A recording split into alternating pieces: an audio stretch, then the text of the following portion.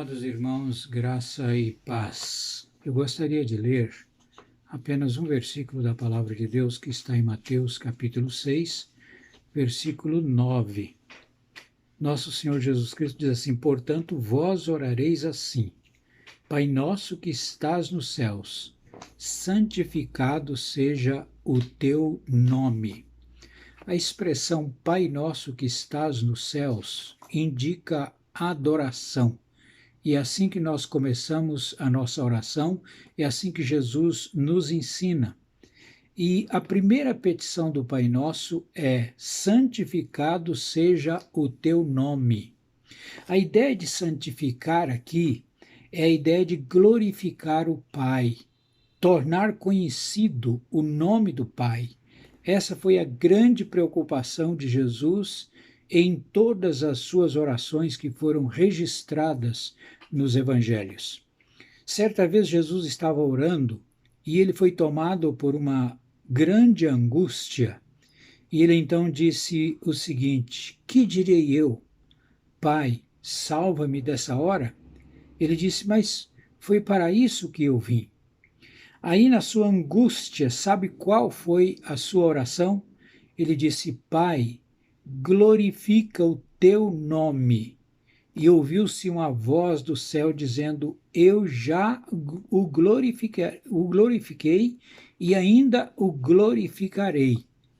Meus amados, sabe quando nós vamos ouvir a voz do céu? Quando a gente estiver orando assim. Quando a agenda de Deus for predominante. Quando oramos o Pai Nosso, nós devemos fazê-lo conscientemente. Nós precisamos compreender que estamos pedindo e não como quem faz uma oração puramente tradicional. Creio que quando nós realmente entendemos o sentido do Pai Nosso, alguma coisa vai mudar em nossa vida quanto à oração. Esse é o caso da primeira petição: santificado seja o teu nome. Jesus disse que logo após a adoração a Deus, reconhecendo-o como o Pai Nosso que estás nos céus, esta deve ser a nossa primeira preocupação. Quer dizer, só pode se considerar filho de Deus quem busca primeiro a santificação do nome de Deus. O meu primeiro desejo deve ser este: que o nome de Deus seja realmente santificado. Mas quando nós pedimos santificado seja o teu nome, o que significa isso? Quais são as implicações e as consequências desse pedido para a nossa vida?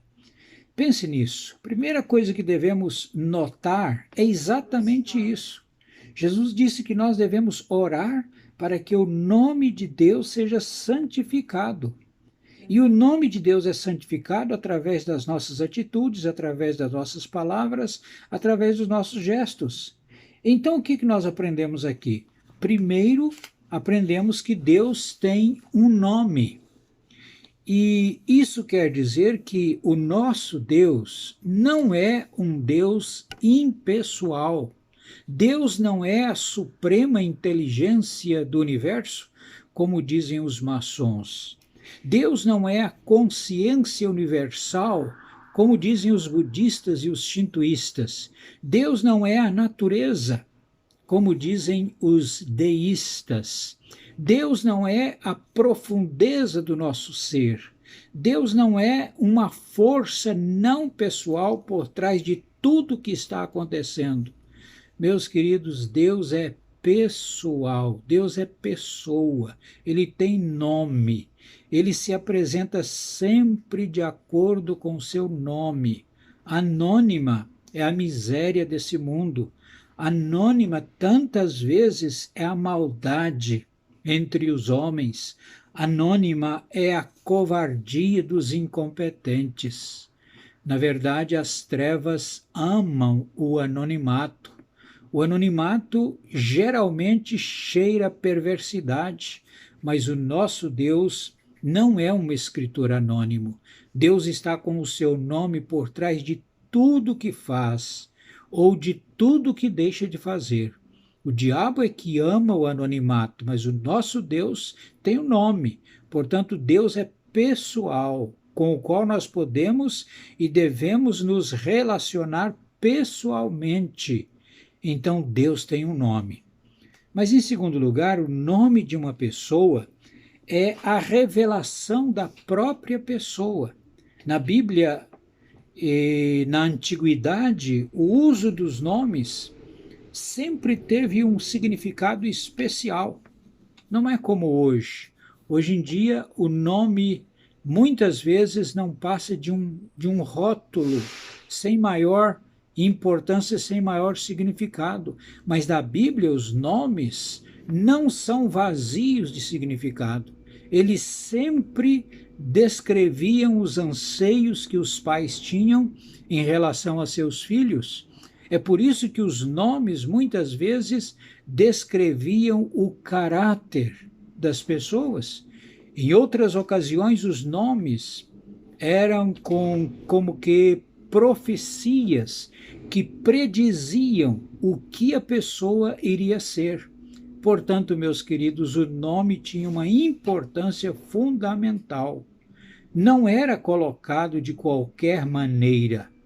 É por isso que Jesus mudou o nome de Cefas para Pedro. Cefas significa volúvel, Pedro significa pedra. É por isso que Sarai teve o seu nome mudado para Sara, de princesa para minha princesa. E parece que Deus estava querendo ensinar uma lição para Abraão, porque com uma certa facilidade ele fazia dela princesa de outros e não sua. É por isso que Abrão teve o seu nome mudado para Abraão, de pai exaltado para pai de numerosas nações. Portanto, amados, o nome é de uma importância tremenda, uma importância fundamental. Não se brincava com o nome, mas uma coisa é muito clara: o nome representava e ainda representa a própria pessoa. Se o meu nome fica sujo na praça, quem sofre na realidade é a minha pessoa. Portanto, o nome está no lugar da pessoa. Assim também é com Deus, meus queridos. O seu nome está no lugar da sua pessoa. O seu nome o representa pessoalmente. Amar o nome de Deus significa adorar a Deus, amar a Deus. Louvar o nome de Deus significa louvar a Deus. Santificar o nome de Deus significa santificar a Deus. Glorificar o nome de Deus significa glorificar a Deus. E fazer tudo isso na dependência do próprio Espírito de Deus. Profanar o nome de Deus, por outro lado, é desrespeitar o próprio Deus. Desonrar o nome de Deus é fazer pouco do próprio Deus. Portanto, meus amados, nós devemos realmente santificar o nome de Deus, lembrando que o nome de Deus é santificado pelos nossos gestos, pelas nossas palavras, pelas nossas atitudes, por aquilo que vivemos, por aquilo que fazemos. Então, que nós possamos existir de fato para santificar o nome de Deus como povo de Deus, como sala nacional de oração. Em nome de Jesus, amém.